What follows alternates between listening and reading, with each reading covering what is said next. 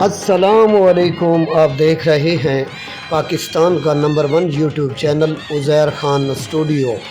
جیسا کہ آپ کو معلوم ہے، پاکستان میں رستم پاکستان کے مقابلے ہو رہے ہیں اور کل جمعۃ المبارک 23 تاریخ سیمی فائنل ہوا، جس میں 2 بڑے مقابلے ہوئے۔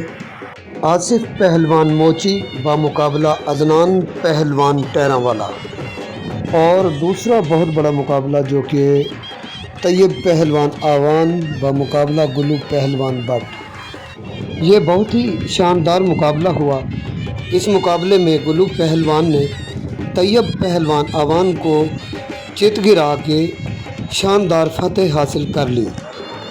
اب بات کرتے ہیں پاکستان کا بہت بڑا مقابلہ جو کہ آصف پہلوان موچی بمقابلہ عدنان پہلوان ٹیراں والا کے درمیان۔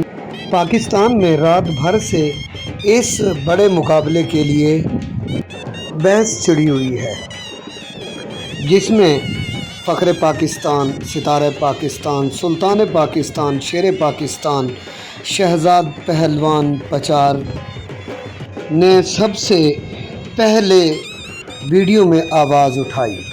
انہوں نے دبنگ بیان دیا کہ ہم ریاست والے پہلوانوں کے ساتھ اکثر یہ زیادتی ہوتی ہے، ہمارا صحیح معنی میں حق نہیں دیا جاتا۔ شہزاد پہلوان پچار ویڈیو بیان میں کہتے ہیں کہ میں اپیل کرتا ہوں دیسی کشتی پاکستان کے سب بڑے ٹھیکیدار اور عوام اس فیصلے پر آواز اٹھائیں۔ اس ویڈیو کے یکے بعد دیگرے عمران خان دستی صاحب کا بیان بھی آ گیا۔